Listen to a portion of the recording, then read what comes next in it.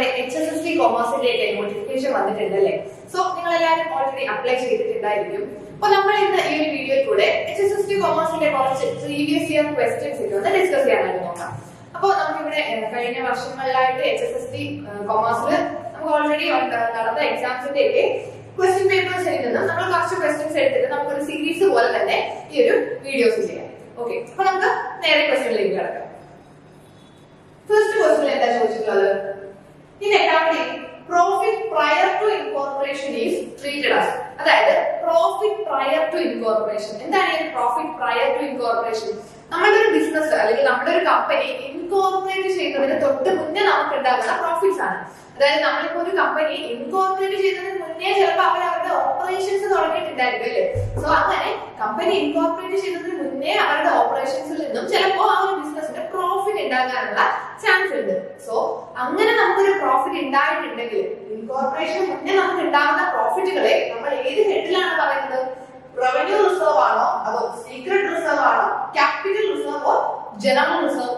ഏതായിരിക്കും ഇതിന്റെ ആൻസർ ആയിട്ട് വരുന്നത്?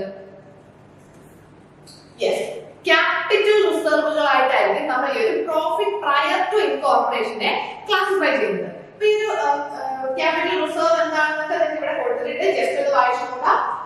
The profit prior to incorporation is the profit earned or loss suffered during the period before incorporation. അതായത് ഇൻകോർപ്പറേഷന് മുന്നേ ഉണ്ടാകുന്ന പ്രോഫിറ്റ് ആണ്. So it is not legally available for the distribution of dividend. Dividend ആയിട്ട് നമുക്ക് distribute ചെയ്യാനായിട്ട് ഈ ഒരു പ്രോഫിറ്റിനെ എടുക്കാൻ പറ്റില്ല. എന്തുകൊണ്ടാണ്? ആ ഒരു കമ്പനി എന്തായിട്ടില്ല, എക്സിസ്റ്റൻസിലോട്ട് വന്നിട്ടില്ല അല്ലെ. കമ്പനി എക്സിസ്റ്റൻസിലോട്ട് വരുന്നതിന് മുന്നേ പ്രോഫിറ്റ് ഏൺ ചെയ്യാൻ പറ്റില്ല. സോ നമ്മൾ ആ ഒരു പ്രോഫിറ്റിനെ എങ്ങനെ കണക്കാക്കും?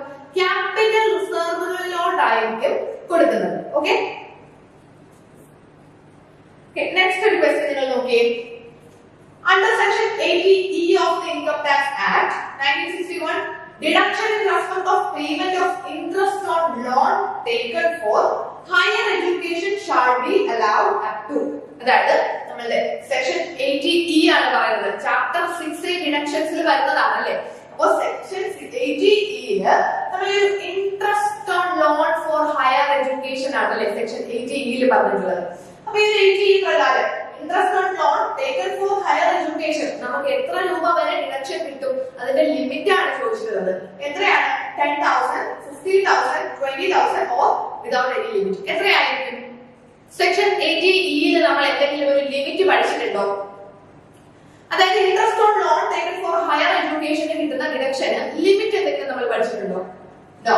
Yes, there is no limit, without any limit ആണ് അല്ലേ. നമ്മൾ ആക്ച്വലി എത്രയാണോ ഇൻട്രസ്റ്റ് ഓൺ ലോൺ പേ ചെയ്തത് ആ എമൗണ്ട് ആയിരിക്കും അല്ലെ. ആക്ച്വലി നമ്മൾ പേ ചെയ്ത ഇൻട്രസ്റ്റ് ആ ഒരു എമൗണ്ട് തന്നെ നമുക്ക് എന്ത് ചെയ്യാം? ഡിഡക്ഷൻ ആയിട്ട് എടുക്കാം. അവിടെ ലിമിറ്റ്സ് ഒന്നും പറയുന്നില്ല. So there is no maximum or minimum limit, deduction limit specified under section 80. 80 നമുക്ക് അങ്ങനെ മാക്സിമം ഓർ മിനിമം ലിമിറ്റ്സ് ഒന്നും പറഞ്ഞിട്ടില്ല. ഓക്കേ, നെക്സ്റ്റ് ക്വസ്റ്റ്യൻ നോക്കാം. Which of the following will result into sources of fund? ഇവിടെ 4 കാര്യങ്ങൾ പറഞ്ഞിട്ടുണ്ട്. നമ്മുടെ ക്യാഷ് ഫ്ലോ സ്റ്റേറ്റ്മെന്റിൽ സോഴ്സസ് ഓഫ് ഫണ്ടിൽ വരുന്നത് ഇതിൽ ഏതൊക്കെയാണെന്നാണ് ചോദിച്ചിട്ടുള്ളത്. നമുക്ക് നോക്കാം. ഫസ്റ്റ് പറഞ്ഞിട്ടുള്ളത് എന്താണ്?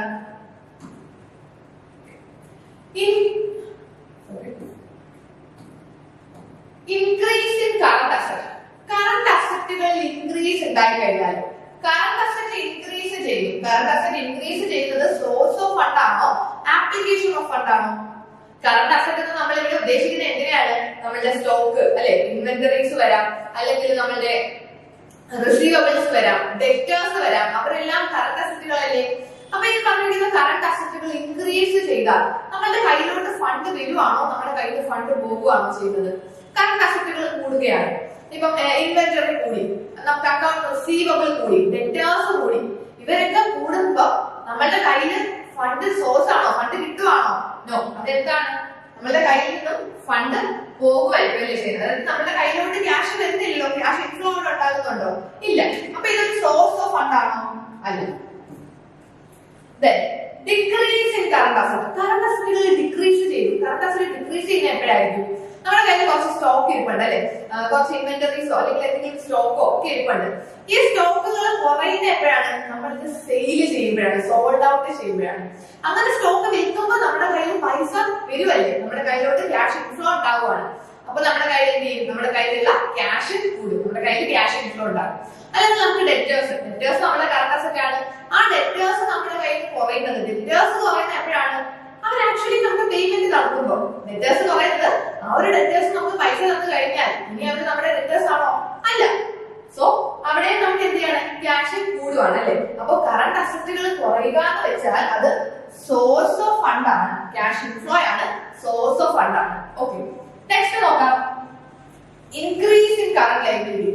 കറണ്ട് ലയബിലിറ്റീസ് കൂടി. കറണ്ട് ലയബിലിറ്റി കൂടുമ്പോൾ അത് സോഴ്സ് ആയിരിക്കുമോ ആപ്ലിക്കേഷൻ ആയിരിക്കുമോ? ജസ്റ്റ് ഒന്ന് തിങ്ക് ചെയ്ത് നോക്കി. കറണ്ട് ലയബിലിറ്റികൾ അല്ലെ, കറണ്ട് ലയബിലിറ്റി എന്ന് പറഞ്ഞാൽ 1 ഇയറിനുള്ളിൽ നമ്മൾ കൊടുത്തു നിൽക്കുന്ന തരത്തിലുള്ള ലയബിലിറ്റീസ് ആയിരിക്കും. ചിലപ്പോൾ നമ്മൾക്ക് ക്രെഡിറ്റേഴ്സോ ഷോർട്ട് ടേം ലോണുകളോ ഒക്കെ കറണ്ട് ലയബിലിറ്റീസിൽ പറയാം. അപ്പൊ നമ്മൾ ഒരാളുടെ കുറച്ച് റോ മെറ്റീരിയൽസ് വാങ്ങി, നമ്മൾ അയാൾക്ക് പൈസ കൊടുത്തിട്ടില്ല അല്ലെ, നമ്മൾ പിന്നീടായിരിക്കും കൊടുക്കുന്നത്. അവര് നമ്മുടെ ക്രെഡിറ്റർ ആയില്ലേ, അപ്പൊ നമ്മൾ അവർക്ക് പൈസ കൊടുത്തിട്ടില്ലല്ലോ, പൈസ നമ്മുടെ കയ്യിൽ തന്നെ ഉണ്ട്. അപ്പൊ നമ്മുടെ കയ്യിൽ എന്താണ്? സോഴ്സ് ഓഫ് ഫണ്ട് അല്ലേ, കറണ്ട് ലയബിലിറ്റികൾ ഇൻക്രീസ് ചെയ്തത്. അപ്പോ സോഴ്സ് ഓഫ് ഫണ്ടിലായിരിക്കും വരുന്നത്. ഇനി കറണ്ട് ലയബിലിറ്റീസ് ഡിക്രീസ് ചെയ്യും. കറണ്ട് ലയബിലിറ്റി കുറയുന്ന എപ്പോഴാണ്? നമ്മൾ ആ ലയബിലിറ്റി കൊടുത്തു തീർക്കുമ്പോ അല്ലെ. നമ്മൾ ഒരാളുടെ കയ്യിൽ നിന്ന് കടം വാങ്ങിയിട്ടുണ്ട്, നമ്മൾ ആ കടം വാങ്ങിയത് നമ്മുടെ കറണ്ട് ലയബിലിറ്റി ആണ്. അത് കൊടുത്തു തീർത്തു കഴിഞ്ഞാൽ കറണ്ട് ലയബിലിറ്റി കുറഞ്ഞു, നമ്മുടെ കയ്യിൽ ക്യാഷ് പോയി. അപ്പൊ അതൊരു സോഴ്സ് ആണോ? അല്ല. സോ ഇവിടെ നമുക്ക് സോഴ്സ് ഓഫ് ഫണ്ടിൽ വെക്കാൻ പറ്റുന്ന ഏതൊക്കെയാണ്? Decrease in current asset and increase in current liability 2 and 3. Okay, ഇവിടെ ഓപ്ഷൻ ബി ആയിരിക്കും റൈറ്റ് ആൻസർ ആയിട്ട് വരുന്നത്. ഓക്കെ, അപ്പോ നിങ്ങൾക്ക് ക്ലിയർ ആയി എന്ന് വിശ്വസിക്കുന്നു. നമുക്ക് നെക്സ്റ്റ് ക്വസ്റ്റ്യൻ നോക്കാം. ഓപ്ഷൻ ക്വസ്റ്റ്യൻ 4 ആണ്. The average when average cost is declining. അതായത് ആവറേജ് കോസ്റ്റ് എന്ത് ചെയ്യും? ഡിക്ലൈൻ ആയി. ആവറേജ് കോസ്റ്റ് കുറയും. നമ്മുടെ ആവറേജ് കോസ്റ്റ് ഡിക്ലൈൻ ആകുന്ന സമയത്ത് മാർജിനൽ കോസ്റ്റ് എവിടെയായിരിക്കും? അപ്പൊ നമുക്ക് ആ ഒരു ഫിഗർ വരച്ച് തന്നെ പഠിച്ചാലേ നിങ്ങൾക്ക് ഇത് മനസ്സിലാവുള്ളൂ. സോ ആ ഒരു ഫിഗർ നിങ്ങൾക്ക് അറിയാമെന്നുണ്ടെങ്കിൽ സിമ്പിൾ ആയിട്ട് തന്നെ ആൻസർ കണ്ടുപിടിക്കാനായിട്ട് പറ്റും. സോ ആവറേജ് കോസ്റ്റ് ഡിക്ലൈനിങ് ആണെങ്കിൽ മാർജിനൽ കോസ്റ്റ് എങ്ങനെയായിരിക്കും? Marginal cost must be declining. Marginal cost must be above average cost. Marginal cost must be below average cost. Marginal cost must be rising. ഇതിൽ ഏതായിരിക്കും ഇവിടുത്തെ correct answer? അതായത് average cost decline ചെയ്യുകയാണ്. Average cost decline ചെയ്യുകയാണെങ്കിൽ marginal cost കർവിന്റെ position എവിടെയാണെന്നാണ് ചോദിച്ചിട്ടുള്ളത്. Okay, നമുക്ക് ഒരു ഫിഗർ നോക്കിയേ. ആവറേജ് കോസ്റ്റിന്റെ മാർജിനൽ കോസ്റ്റ് കർവിന്റെ ഒരു ഫിഗർ ആണ്. സോ നമുക്ക് ഈ ക്വസ്റ്റ്യൻ ഈ ഫിഗർ നിങ്ങൾക്ക് അറിയാമെങ്കിൽ സിമ്പിൾ ആയി ആൻസർ എത്തിച്ചേരാനായിട്ട്. അപ്പൊ നോക്കിയേ, ഇവിടെ എന്താ ചോദിച്ചിട്ടുള്ളത്? ആവറേജ് കോസ്റ്റ് ഡിക്ലൈൻ ചെയ്യുകയാണെങ്കിൽ ഇതല്ലേ നമ്മുടെ average cost curve. Okay, so നമ്മൾ ഈ ആവറേജ് കോസ്റ്റ് ഡിക്ലൈൻ ചെയ്യുന്നു. ആവറേജ് കോസ്റ്റ് ഡിക്ലൈൻ ചെയ്യുന്ന സമയത്ത് മാർജിനൽ കോസ്റ്റ് എവിടെയാണ്? below the average cost. Marginal cost must be below the average cost. Average cost decline ചെയ്യുന്ന സമയത്ത് marginal cost average costന്റെ below അല്ലേ? average costനെ കാട്ടി താഴെ അല്ലായിരുന്നോ? yes. അപ്പോൾ average cost decline ചെയ്യുന്ന സമയത്ത് marginal cost below the average cost. അപ്പോൾ നമുക്ക് ഇവിടെ ആൻസർ എത്രയായിരിക്കും കിട്ടുന്നത്? yes. ഓപ്ഷൻ സി ആയിരിക്കും ആൻസർ ആയിട്ട് വരുന്നത്. marginal cost must be below average cost. ഇനി ബാക്കി കൂടെ ജസ്റ്റ് നോക്കാം. ആവറേജ് കോസ്റ്റ് റൈസ് ചെയ്യുകയാണെങ്കിലോ, ആവറേജ് കോസ്റ്റ് റൈസ് ചെയ്യുന്ന സമയത്ത് marginal cost above the average cost, marginal cost average കോസ്റ്റിനെക്കാളും കൂടുതലായിരിക്കും. ഓക്കെ, ഇത് രണ്ടും കൂടി ഈ എന്ന് പറഞ്ഞ പോയിന്റിൽ രണ്ടുപേരും കോൺസ്റ്റന്റ് ആകുന്നുണ്ട്. ആവറേജ് കോസ്റ്റും മാർജിനൽ കോസ്റ്റും കൂടി കോൺസ്റ്റന്റ് ആകുന്ന പോയിന്റ് വരുന്നുണ്ട്. ഓക്കെ, ഈ ഒരു ഫിഗർ നിങ്ങൾ പ്രോപ്പർ ആയിട്ട് വരച്ച് തന്നെ പഠിക്കാം. എക്കണോമിക്സിന്റെ ഏരിയയിൽ നിന്നാണ് ഈ ക്വസ്റ്റ്യൻ. Okay, next question എന്താണ്? If the current ratio is 2:1 and working capital is 60,000, what is the value of current asset? Current ratio വന്നിട്ടുണ്ട്, working capital തന്നു. Current assetന്റെ value എങ്ങനെയാണ് ചോദിച്ചിരിക്കുന്നത്? വളരെ സിമ്പിൾ അല്ലേ? നമുക്ക് ഈ ഒരു നമ്മുടെ കോസ്റ്റ് അക്കൗണ്ടിംഗിൽ റേഷ്യോസിൽ ഭയങ്കര സിമ്പിൾ ആയിട്ട് വരുന്ന പോർഷൻ ആണല്ലേ. അപ്പൊ ഈ ക്വസ്റ്റ്യൻ നമുക്ക് സിമ്പിൾ ആയിട്ട് ആൻസർ ചെയ്തൂടെ? അപ്പൊ എങ്ങനെ ആൻസർ ചെയ്യാം? കറന്റ് റേഷ്യോ എന്ന് പറയുന്നത് എന്താണ്? Current asset divided by current liability. അല്ലേ? അപ്പൊ ഇവിടെ കറണ്ട് അസറ്റ് 2 ആണെങ്കിൽ കറണ്ട് ലയബിലിറ്റി 1 ആയിരിക്കും. ഓക്കെ, അങ്ങനെ വരുമ്പോൾ നമുക്കിവിടെ എക്സിന്റെ നമുക്കിവിടെ കറണ്ട് ലയബിലിറ്റിയെ എക്സ് എന്ന് എഴുതാം. Okay, current liability X, current liability X ആണെങ്കിൽ ഓക്കെ എക്സ് 1 ആണ്. അപ്പോ കറണ്ട് അസറ്റ് എന്തായിരിക്കും? 2x എന്ന് വരും അല്ലേ? കറണ്ട് ലയബിലിറ്റി എക്സ് ആയിട്ട് എടുത്തു കഴിഞ്ഞാൽ കറണ്ട് അസറ്റ് എന്താണ്? 2x. അതായത് കറണ്ട് ലയബിലിറ്റിയുടെ ഇരട്ടിയല്ലേ ഇവിടെ കറണ്ട് അസറ്റ് എന്ന് പറഞ്ഞിട്ടുള്ളത്. ഓക്കെ, അപ്പൊ കറണ്ട് അസറ്റ് 2x ആണ്. നമുക്ക് വർക്കിംഗ് ക്യാപിറ്റൽ ഇക്വേഷൻ എന്താണ്? Current asset minus current liability അല്ലേ വർക്കിംഗ് ക്യാപിറ്റൽ. ഓക്കെ, ഇവിടെ നമ്മൾ കറണ്ട് അസറ്റിനെ 2x എന്ന് പറഞ്ഞു, മൈനസ് കറണ്ട് ലയബിലിറ്റിയെ നമ്മൾ x എന്ന് പറഞ്ഞു. 2x minus x is equal to working capital 60,000 ആണെന്ന് നമുക്ക് അറിയാം. ഓക്കെ, 2x minus x ആണ് 60,000. അങ്ങനെയാണെങ്കിൽ x ന്റെ വാല്യൂ കിട്ടും 60,000. നമുക്ക് ഈ x നെ 2x ന് x പോയി കഴിഞ്ഞാൽ x ആയിരിക്കും അല്ലേ? x ന്റെ വാല്യൂ 60,000 കിട്ടും. അതായത് കറണ്ട് ലയബിലിറ്റി അല്ലേ x. കറണ്ട് ലയബിലിറ്റിയുടെ വാല്യൂ കിട്ടി കഴിഞ്ഞാൽ കറണ്ട് അസറ്റ് കണ്ടുപിടിക്കാൻ സിമ്പിൾ. എത്രയാണ്? 2x ചെയ്താൽ മതി. കറണ്ട് അസറ്റ് എത്ര വരും? ഇപ്പോ 60,000 into 2 എത്രയാണ്? 6 into 12 1,20,000 ആയിരിക്കും നമ്മുടെ കറണ്ട് അസറ്റിന്റെ വാല്യൂ ആയിട്ട് വരുന്നത്. ഓപ്ഷൻ സി ആയിരിക്കും റൈറ്റ് ആൻസർ. ക്ലിയർ? ഓക്കെ, അപ്പൊ നമുക്ക് ഇങ്ങനത്തെ ക്വസ്റ്റ്യൻ വന്നു കഴിഞ്ഞാൽ സിമ്പിൾ ആണല്ലേ? റേഷ്യോസ് ഒക്കെ പഠിച്ചു വെച്ചാൽ എളുപ്പം ചെയ്യാനായിട്ട് പറ്റും. അപ്പൊ നമ്മൾ അവിടെ അറിഞ്ഞിരിക്കേണ്ടത് ഈ ഒരു കറണ്ട് റേഷ്യോയുടെ ഇക്വേഷൻസ് അറിഞ്ഞിരുന്നാലേ നമുക്ക് ഈ ക്വസ്റ്റ്യൻ ചെയ്യാനായിട്ട് പറ്റുള്ളൂ. അപ്പൊ കറണ്ട് റേഷ്യോസ് മാത്രമല്ല, നമുക്ക് ഒരുപാട് ടൈപ്സ് റേഷ്യോസ് പഠിക്കാനുണ്ട്. സോ ഈ റേഷ്യോസ് എല്ലാം നിങ്ങൾ പ്രോപ്പർ ആയിട്ട് പഠിച്ചു വെച്ചിരിക്കണം. ഓക്കെ, ഈ ഒരു ക്വസ്റ്റ്യന്റെ ആൻസേഴ്സ് ആണ് നിങ്ങൾക്ക് പല രീതിയിൽ ചെയ്യാം. നിങ്ങൾക്ക് ഏതാണോ സിമ്പിൾ ആയിട്ടുള്ളത് ആ രീതിയിൽ നമ്മുടെ ഇക്വേഷൻസിലോട്ട് അത് ഇട്ട് കൊടുത്താൽ മതി. സിമ്പിൾ ആയിട്ട് ആൻസർ വരിക. ഓക്കെ, നെക്സ്റ്റ് ഒരു ക്വസ്റ്റ്യൻ എന്താ ചോദിച്ചിട്ടുള്ളത്? Kinked demand curve is related with. Kinked demand curve കേട്ടിട്ടുണ്ടോ? Kinked demand curve. ഓക്കെ, ഈ കിങ്ഡ് ഡിമാൻഡ് കർവ് എവിടെയാണ്, ഏത് ഏരിയ ആയിട്ടാണ് റിലേറ്റ് ചെയ്തിട്ടുള്ളത്? മൊണോപ്പൊളി ആണോ, discriminating monopoly, oligopoly, perfect competition? ഏതായിരിക്കും? യെസ്, ഒളിഗോപ്പൊളി ആയിട്ട് റിലേറ്റ് ചെയ്ത് വന്നിട്ടുള്ളതാണ് കിങ്ഡ് ഡിമാൻഡ് കർവ്. അപ്പോ നമ്മൾ ഈ ഒളിഗോപ്പൊളിയിലെ പ്രൈസ് ലീഡർഷിപ്പ്, പ്രൈസ് ഡിഫറൻഷിയേഷൻസ് നമ്മൾ പഠിച്ചിട്ടുണ്ട്. അപ്പൊ അവിടെ ഈ ഒളിഗോപ്പൊളി റിലേറ്റഡ് ആയിട്ട് വരുന്നതാണ് എന്ത്? ഈ കിങ്ഡ് ഡിമാൻഡ് കർവ് എന്ന് പറയുന്നത്. ഇത് കിങ്ഡ് ഡിമാൻഡ് കർവ് എന്താണെന്ന് നന്നായിട്ട് പഠിച്ചു വെച്ചേക്കാം. എന്തായാലും ഇത് നമുക്ക് ഏത് എക്സാംസിനാണെങ്കിലും ഇമ്പോർട്ടന്റ് ആയിട്ട് നമ്മൾ അറിഞ്ഞിരിക്കേണ്ടതാണ്. അപ്പൊ ഈ കിങ്ഡ് ഡിമാൻഡ് കർവ് എന്തായിരിക്കും? ഈ ഒരു ഫിഗർ കണ്ടിട്ട് മനസ്സിലാകുന്നുണ്ടോ? എന്താണ് ഈ കിങ്ഡ്? കിങ് എന്ന് പറഞ്ഞാൽ എന്താണ്? ഒരു ഒടിവ് അല്ലെ? ഒരു ഒടിവിനെ നമ്മൾ കിങ് എന്ന് പറയും. ഈ ഒരു ഡിമാൻഡ് കർവിന്റെ പ്രത്യേകത കണ്ടോ? ഇതൊരു സ്ട്രെയിറ്റ് ലൈൻ ആണോ? അല്ല, ഇവിടെ വരുമ്പോൾ ഒരു ചെറിയൊരു കിങ്ക് വരുന്നുണ്ട് അല്ലെ? ഒരു ചെറിയ ഒരു ഒടിവ് വരുന്നുണ്ട്. കിങ്ഡ് ഡിമാൻഡ് കർവിന്റെ പ്രത്യേകത എന്താണെന്ന് ചെയ്യുന്നത്, നമുക്ക് ഈ ഒരു ഡിമാൻഡ് കർവിൽ കിങ്ക് വരാനുള്ള കാരണം ഈ ഒരു കിങ്കിന് താഴേക്ക് പോകുന്ന ഭാഗം ഇൻഇലാസ്റ്റിക് ആയിരിക്കും. ഇൻഇലാസ്റ്റിക് ഡിമാൻഡും ആ ഒരു കിങ്കിന്റെ അപ്പർ പോർഷൻ മുകളിലേക്ക് വരുന്ന ഭാഗത്ത് ഇലാസ്റ്റിക് ഡിമാൻഡും ആയിരിക്കും. അതാണ് അവിടുത്തെ പ്രത്യേകത. ഈ ഒരു കിങ്കിന്റെ തൊട്ട് താഴോട്ടുള്ള പോർഷൻസ് ഇൻഇലാസ്റ്റിക്കും കിങ്കിന് മുകളിലുള്ള ഭാഗം ഇലാസ്റ്റിക് ഡിമാൻഡും ആയിരിക്കും. എന്തുകൊണ്ടാണ് അങ്ങനെ ഈ ഒരു കിങ്ക് ഉണ്ടാകുന്നതിന്റെ താഴെ ഇൻഇലാസ്റ്റിക്കും മുകളിലേക്ക് ഇലാസ്റ്റിക്കും ആകുന്നത്? ഓക്കെ, ഇതിന്റെ എന്താണ് ഇവിടുത്തെ ഒരു കൺസെപ്റ്റ് എന്ന് വെച്ചാൽ, നമുക്കിവിടെ ഈ ഒരു ഡിമാൻഡ് കർവ്, നമ്മളുടെ കമ്പനി, നമ്മൾ ഏത് പറഞ്ഞ ബിസിനസ്മാൻ ആണ്. ഓക്കെ, അപ്പോ നമുക്ക് ഒരുപാട് കോമ്പറ്റീറ്റേഴ്സ് ഈ ഒരു മാർക്കറ്റിലുണ്ട്. CD എന്നൊക്കെ പറഞ്ഞിട്ടുള്ള കോമ്പറ്റീറ്റേഴ്സ് ഒരുപാട് പേരുണ്ട്. അപ്പോ നമുക്ക് ഈ ഒരു നമ്മളെല്ലാവരും ഈ ഒരു പ്രൈസിലായിരിക്കും പ്രോഡക്റ്റുകൾ വിൽക്കുന്നത്, ഈ ഒരു ഫീൽഡിലായിരിക്കും നമ്മൾ പ്രോഡക്റ്റ് വിൽക്കുന്നത്. സോ നമ്മൾ എന്ത് ചെയ്യുവാണ്? പ്രൈസ് കുറയ്ക്കാമെന്ന് തീരുമാനിച്ചു. നമ്മൾ വിചാരിച്ചു നമ്മളുടെ പ്രോഡക്റ്റിന്റെ പ്രൈസ് കുറയ്ക്കാം. അങ്ങനെ പ്രൈസ് കുറച്ചു കഴിഞ്ഞാൽ ഡിമാൻഡ് കൂടത്തില്ലേ? നോർമലി അങ്ങനെയാണല്ലോ സംഭവിക്കുന്നത്. അപ്പൊ നമ്മൾ എന്ത് ചെയ്തു? ഈ ഒരു പ്രൈസിൽ നിന്ന് താഴോട്ട് കൊണ്ടുവരാണ്. പ്രൈസ് എന്ത് ചെയ്തു? ഈ ഒരു P2 ഈ ഒരു ലെവലിൽ നമ്മൾ പ്രൈസ് കൊണ്ടുവരാമെന്ന് വിചാരിക്കുകയാണ്. നമ്മളുടെ പ്രൈസ് നമ്മൾ ഈ പ്രൈസ് P1 P2 കുറച്ചു. പിന്നീട് പ്രൈസ് കുറയ്ക്കുന്ന സമയത്ത് നമുക്ക് ഒരുപാട് കോമ്പറ്റീറ്റേഴ്സ് ഇല്ലേ? അപ്പൊ ഇവരും എന്ത് ചെയ്യും? നമ്മളോടൊപ്പം തന്നെ പ്രൈസ് കുറയും. കാരണം നമ്മൾ മാത്രം പ്രൈസ് കുറച്ചാൽ നമ്മുടെ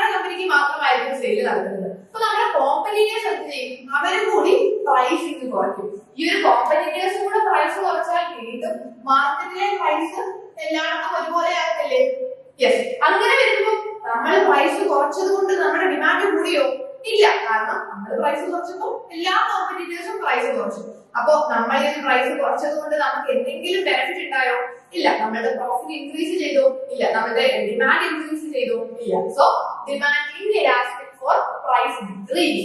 പ്രൈസ് കുറച്ചാലും ഡിമാൻഡ് ഇൻഇലാസ്റ്റിക് ആയിട്ട് വരുന്നു. പ്രൈസ് കുറച്ചാലും ഡിമാൻഡിൽ ഒരു വ്യത്യാസവും വരുന്നില്ല. കാരണം മറ്റുള്ളവരുടെ കൂടെ നമ്മുടെ കൂടെ പ്രൈസ് കുറച്ചു. ക്ലിയർ? ഇനി ഈ ഒരു ലിങ്കിന്റെ അപ്പർ പോർഷൻ നോക്കിയേ. Demand elastic for price increase. Price ഇൻക്രീസിൽ ഡിമാൻഡ് ഇലാസ്റ്റിക് ആണെന്ന് പറയാൻ കാരണം ഏതോ ഒരു കമ്പനി എല്ലാവരും P1-ലാണ് ഈ ഒരു പ്രൈസിലാണ് പ്രൊഡക്റ്റ് വിറ്റോണ്ടിരിക്കുന്നത്. നമ്മൾ എന്ത് ചെയ്തു? പ്രൈസ് കൂട്ടി. നമ്മൾ ഈ ഒരു P3-യിലേക്ക് പ്രൈസ് ഇൻക്രീസ് ചെയ്തു. നമ്മൾ മാത്രം പ്രൈസ് ഇൻക്രീസ് ചെയ്തു. നമ്മൾ പ്രൈസ് ഇൻക്രീസ് ചെയ്തെന്നും പറഞ്ഞ് നമ്മുടെ കോമ്പറ്റീറ്റേഴ്സ് ആരും പ്രൈസ് ഇൻക്രീസ് ചെയ്യില്ല. അവര് പ്രൈസ് ഇൻക്രീസ് ചെയ്യുന്നില്ല. നമ്മൾ മാത്രം പ്രൈസ് ഇൻക്രീസ് ചെയ്തു. അപ്പൊ എന്ത് ചെയ്യും? നമുക്ക് നോർമലി ഉണ്ടായിരുന്ന ഡിമാൻഡ് കൂടി അങ്ങ് കുറയും അല്ലേ? നമുക്ക് ഉണ്ടായിരുന്ന ഡിമാൻഡ് കൂടി പോവുകയല്ലേ ചെയ്യുന്നത്. ഓക്കെ. അപ്പൊ നമ്മൾ പ്രൈസ് ഇൻക്രീസ് ചെയ്താൽ ആ മാർക്കറ്റിലുള്ള ആരും പ്രൈസ് ഇൻക്രീസ് ചെയ്യുന്നില്ല. നമ്മൾ മാത്രം പ്രൈസ് ഇൻക്രീസ് ചെയ്തു. നമ്മുടെ ഡിമാൻഡ് കുറഞ്ഞു. സോ അവിടെ പ്രൈസ് ഇൻക്രീസ് കൊണ്ട് നമ്മുടെ ഡിമാൻഡ് കുറഞ്ഞു പോയില്ലേ? So demand elastic for price increase. Demand elastic ആണ്. പ്രൈസ് കൂട്ടിയാൽ ഡിമാൻഡ് ഇലാസ്റ്റിക് ആണ്. നമ്മൾ പ്രൈസ് കൂട്ടിയത് കൊണ്ട് നമ്മുടെ ഡിമാൻഡ് കുറഞ്ഞു പോയി. പക്ഷേ പ്രൈസ് ഡിക്രീസിൽ ഡിമാൻഡ് ഇൻഇലാസ്റ്റിക് ആണ്. നമ്മൾ പ്രൈസ് കുറച്ചു, മറ്റുള്ളവരും കൂടെ നമ്മുടെ കൂടെ പ്രൈസ് കുറച്ചു. അതുകൊണ്ട് നമ്മുടെ ഡിമാൻഡിൽ ഒരു മാറ്റവും വന്നില്ല. ഇതാണ് നമ്മുടെ പിങ്ക് ഡിമാൻഡ് കർവ്. സോ എന്തുകൊണ്ടാണ് ഒരു പിങ്ക് വന്നത് എന്ന് ക്ലിയർ ആയെന്ന് വിശ്വസിക്കുന്നു. നെക്സ്റ്റ് ക്വസ്റ്റ്യൻ നോക്കാം. If price of any commodity decreases by 20% and the demand for that commodity increases by 40%, then elasticity of demand would be. അതായത് ഒരു കമ്മോഡിറ്റിയുടെ പ്രൈസ് 20% എന്ത് ചെയ്തു? കുറഞ്ഞു. 20% കുറഞ്ഞത് കാരണം അവരുടെ ഡിമാൻഡ് 40% കൂടി.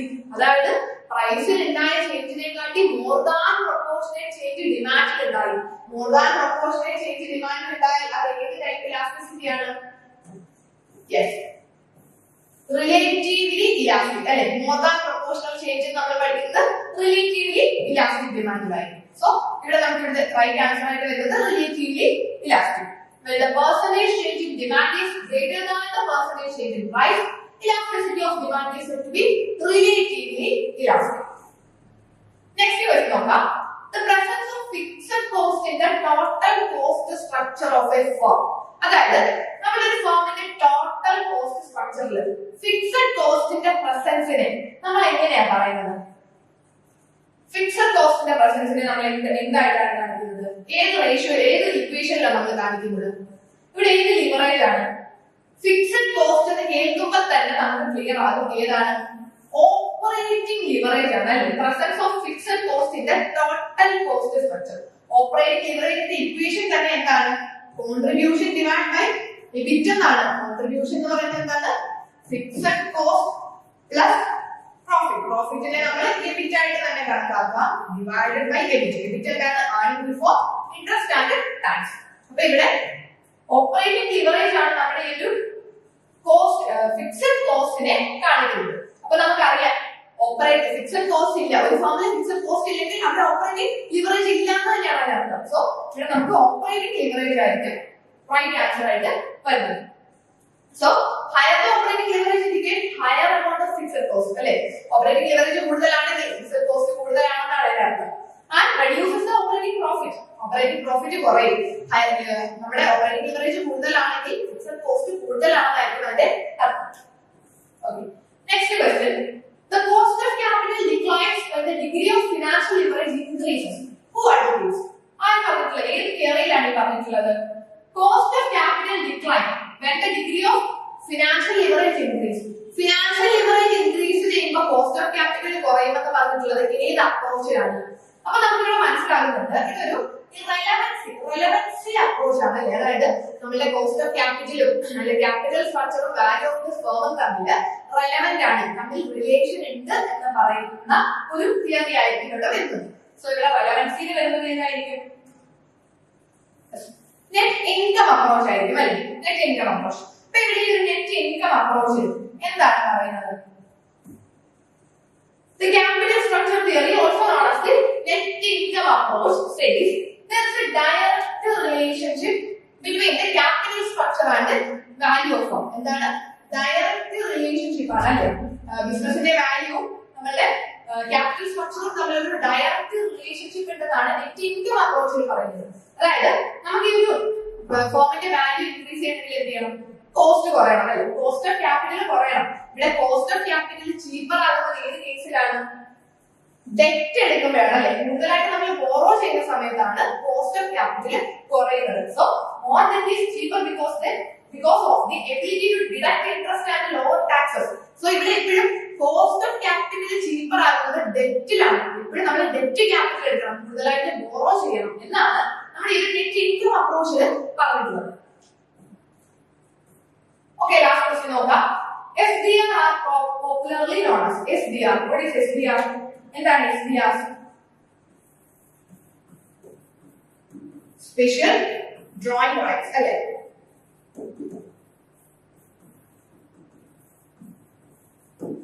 Okay, SDR എന്താണ്? സ്പെഷ്യൽ ഡ്രോയിങ് റൈറ്റ്സ് എന്താണെന്നൊക്കെ നമ്മൾ ഒരുപാട് പഠിച്ചിട്ടുണ്ട്. ഫിനാൻഷ്യൽ മാനേജ്മെന്റിലൊക്കെ ഒരുപാട് പഠിച്ചിട്ടുള്ളതായിരിക്കും. അതുപോലെ തന്നെ നമ്മുടെ ഇന്റർനാഷണൽ ബിസിനസ്സിലൊക്കെ SDR-കളെ പറ്റി നിങ്ങൾ പഠിച്ചിട്ടുണ്ടായിരിക്കും. സോ ഈ സ്പെഷ്യൽ ഡ്രോയിങ് റൈറ്റ്സിനെ പോപ്പുലർലി അറിയപ്പെടുന്നത് കറൻസി നോട്ട്സ് ആണോ, പേപ്പർ ഗോൾഡ് ആണോ, അതോ silver coin or gold coin? എങ്ങനെയാണ് SDR-കളെ അറിയപ്പെടുന്നത്? യെസ്, പേപ്പർ ഗോൾഡ് എന്നാണ് നമ്മൾക്ക് SDR-നെ നോർമലി അറിയപ്പെടുന്നത്. എന്തുകൊണ്ടാണ് SDR-കളെ പേപ്പർ ഗോൾഡ് എന്ന് പറയാനായിട്ട് കാരണം? SDR-കൾ എന്താണ്? It acts as a reserve asset that would supplement gold reserve and other currency. നമ്മുടെ ഒരു കൺട്രിയുടെ ഗോൾഡ് റിസർവിനെയും മറ്റു കറൻസീസിനെയും ഒക്കെ സപ്ലിമെന്റ് ചെയ്യാനായിട്ടുള്ള ഒരു റിസർവ് അസറ്റ് ആയിട്ട് നമുക്ക് ഈ SDR-കളെ വെക്കാനായിട്ട് പറ്റും, ഈ സ്പെഷ്യൽ ഡ്രോയിങ് റൈറ്റ്സിനെ. So SDR basket of currency അപ്രോച്ചും ഒക്കെ നിങ്ങൾ പഠിച്ചിട്ടുണ്ടായിരിക്കും. ഇതിനെ പറ്റിയിട്ട് ഡീറ്റെയിൽഡ് SDR-കളെ പറ്റിയിട്ടൊരു ഡീറ്റെയിൽഡ് ക്ലാസ് വേണമെന്നുണ്ടെങ്കിൽ നിങ്ങൾ ജസ്റ്റ് അത് കമന്റ് ചെയ്തിരിക്കുക. ഓക്കെ, അപ്പൊ ഈ SDR-കളെ നമുക്ക് ഈ ഒരു റിസർവ് അസറ്റ് ആയിട്ട് കണക്കാക്കാം അല്ലെ? റിസർവ് അസറ്റുകൾ നമ്മുടെ ഒരു കൺട്രിയിലെ ഗോൾഡ് റിസർവുകളെയും അതർ കറൻസീസിനെയും ഒക്കെ സപ്ലിമെന്റ് ചെയ്യാനായിട്ട് ഒരു റിസർവ് അസറ്റ് ആയിട്ട് SDR-കളെ കണക്കാക്കാം. അതുകൊണ്ടാണ് നമ്മൾ നോർമലി SDR-കളെ പേപ്പർ ഗോൾഡ് എന്ന പേരിൽ അറിയപ്പെടുന്നത്. ഓക്കെ, സോ ഇത്രയും ക്വസ്റ്റ്യൻസ് ആണ് നമ്മൾ ഇന്നത്തെ ഈ ക്ലാസ്സിൽ ഡിസ്കസ് ചെയ്യാനായിട്ട് ഉദ്ദേശിക്കുന്നത്. ക്വസ്റ്റ്യൻ ഡിസ്കഷൻസ് ഒക്കെ ക്ലിയർ ആയിട്ടുണ്ടെന്ന് വിചാരിക്കുന്നു. സോ നിങ്ങൾക്ക് ഫർദർ ഇനിയും ഇതുപോലത്തെ ഡിസ്കഷൻസ് ആവശ്യമാണെങ്കിൽ ജസ്റ്റ് ഒന്ന് കമന്റ്സിൽ അറിയിച്ചേക്കുക. Thank you.